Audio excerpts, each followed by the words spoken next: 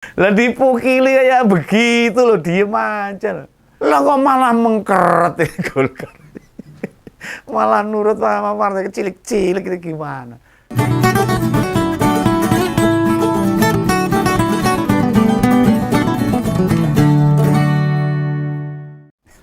Ketemu lagi dengan Begawan di Ngompol Ngopini Politik.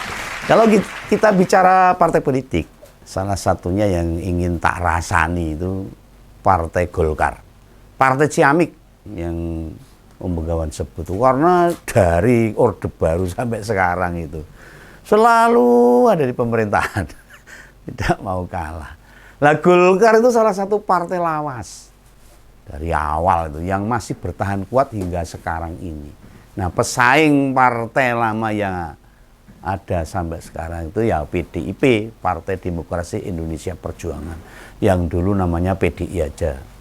Nah, sementara P3 yang pada pemilu kali ini gagal masuk Senayan. Itu salah duanya. Dengan perolehan yang tidak pernah berada di luar 3 besar partai pemenang pemilu ini. Nah, mestinya setelah reformasi, ada tokoh Golkar yang jadi pimpinan nasional harusnya. Kenyataannya, belum ada presiden dan wakil presiden representasi Golkar, termasuk Pilpres kemarin itu. Nah, melihat kondisi tersebut, banyak desakan arus bawah itu meminta Munaslup segera diadakan. Ini malah maju dari jadwal semula itu Desember. Ya, salah satunya yang bisa kita lihat tokoh Golkar itu ya Pak Yusuf Kalla itu. Tapi ini kan nggak bisa jadi ukuran, karena presiden yang harus jadi ukuran partai politik itu hebat atau tidak. Hal ini menggambarkan kader simpatisan maupun struktural Golkar di bawah merasa kerja keras mereka tak menaikkan harga diri Golkar. Jika ada yang menyebut Pak JK pernah wapres 2 kali, nah itu hanya giveaway aja, hadiah saja, bukan perjuangan. Baik saat jadi wapresnya Pak SBY maupun wapresnya Pak Jokowi, Golkar malah punya kandidat yang menjadi lawan mereka. Lucu ini. Apa ini bagian dari strategi Golkar atau mbon? Sementara pada Pilpres terakhir, pendampingnya Pak Prabowo tidak merepresentasikan partai apapun. Karena majunya Gibran bukan restu PDIP. Nah, itu tuntutan Munaslup sendiri. Kemudian direspon oleh Ketua Dewan Penasihat Golkar, yaitu Opung Luhut. Ya, katanya jangan pernah Golkar diatur-atur oleh orang luar lah. Biarlah Golkar menentukan arah sendiri. Munas sesuai aturan itu Desember tahun ini, katanya. Lah, ini kan partai ini bukan miliknya Pak Opung aja. Partai ini kan miliknya semua anggota partai Golkar. Sah-sah saja kalau ada usulan seperti itu menurut Om Begawan. Nah, Om Begawan kan penasaran nih. Siapa nih yang desak-desak Munaslup? Bagus. Tak cari di internet, nggak ada tuh kader itu. Simpatisan atau tokoh Golkar nggak ada, saya baca di mana-mana. Yang bicara minta Munaslup dimajukan. Lah kok Opung Luhut bisa ngunggah video begitu? Katanya ada yang minta diajukan Munaslupnya. Ini bener ada yang minta atau enggak ini? Atau mau mengorkestrasi itu isu-isu sendiri? Ngomong dewe dijawab dewe, ngomong dewe dibantah dewe. Ini jadi ingat nih waktu Menko Marifest juga melontarkan masa jabatan presiden yang ditambah itu. Apakah ini suara arus bawah Partai Beringin, elit politik di luar Golkar itu berupaya menggoyang? Atau apalah? Atau Opung yang pengen Pak Erlangga segera digantikan? Ini bisa-bisa saja toh. Ini kesimpulan masyarakat kan bisa aja, secara politis kan ada yang menghitung gitu. Atau di jajaran DPP sudah ada yang gelenian, tahu gelenian itu, dorasan-rasan itu untuk memainkan goyangan internal, ya bisa. Politik apa sih nggak bisa? Nah, internal mengapa diposting secara luas? Harusnya kan menjadi konsumsi di dalam partai itu sendiri, bukan dicari, bukan disebar-sebarkan. Nah, mari kita cari siapa sumber isu itu. Loh, tanpa api mengapa kemebul itu asapnya? Tahu kemebul? Asapnya itu banyak, itu namanya kemebul bahasa Jawanya. Apa motifnya ngelempar isu Munaslup yang harus diajukan? Yang ginian ini bikin kita malah merasa ada sesuatu. Ada yang tidak semestinya. Mungkin nggak bila Jokowi atau Prabowo yang bermain di situ? Mungkin nggak?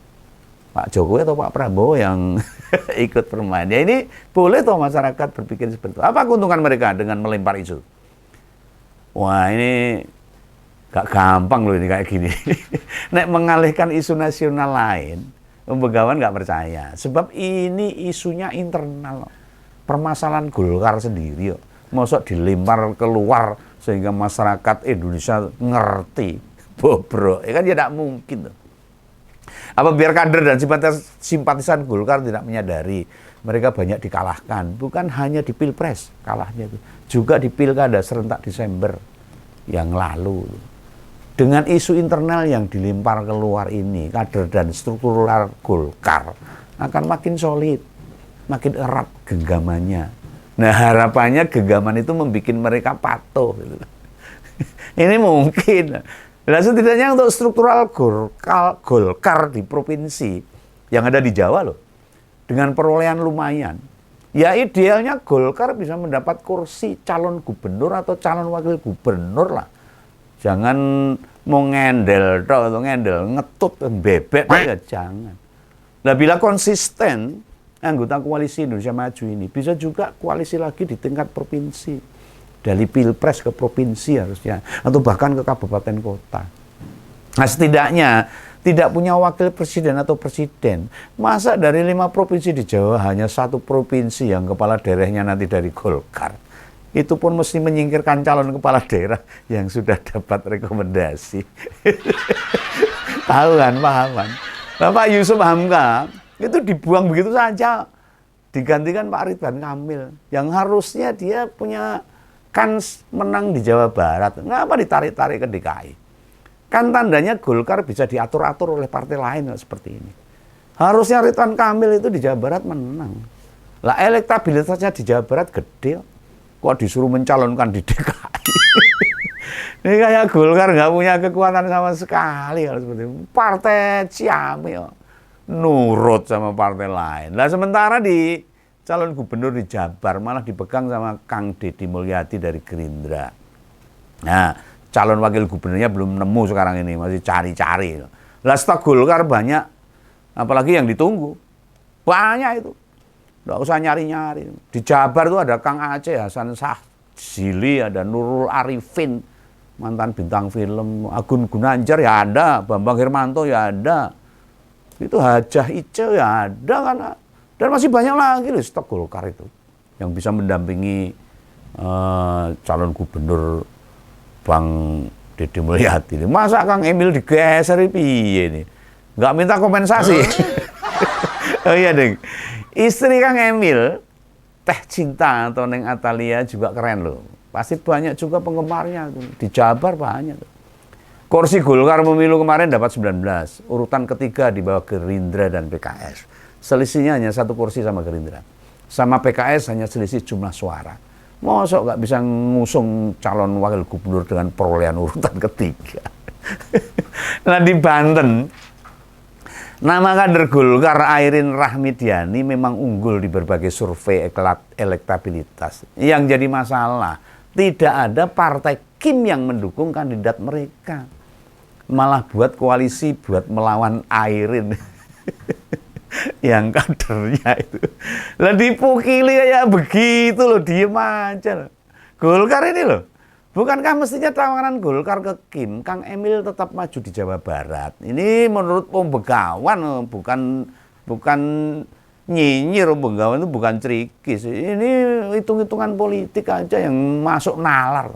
Lah bila digeser ke Jakarta, maka di Banten calon gubernur Golkar harus didukung. Nah, mereka malah berkoalisi sama PDIP. Belas rakajan di mata partai Kim. Nggak punya harga diri loh. Lah mereka pemenang pemilu di Banten loh. Walaupun perolehan kursi dengan urutan kedua dan ketiga sama, 14 kursi. Lah posisi kedua ditempati Gerindra, lalu PDIP urutan ketiga. Hanya jumlah suara aja yang berbeda. Tempat keempat ada PKS dengan 13 kursi.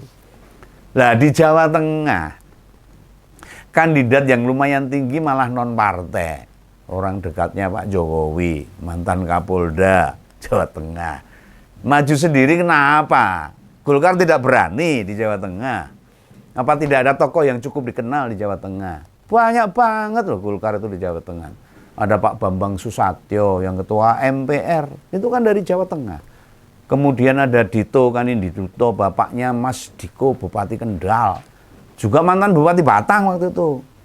Nah itu, bisa pula Pak Juliat Mono, yang sekarang terpilih jadi anggota DPR RI.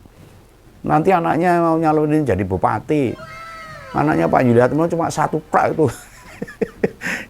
Mau nyalonin bupati di Karanganyar, Jawa Tengah. Bupati Karanganyar. Bisa juga Pak Doni Akbar yang anggota DPR. Banyak lah. Nah sekarang pikir saja ini. Untungnya mendukung Pak Lutfi apa untuk positioning Golkarnya? Golkar ini. Golkar di Jawa Tengah dapat 17 kursi loh. Sama dengan Gerindra. Di atas mereka ada PKB dengan 20 kursi. Dan PDIP tetap 33 kursi.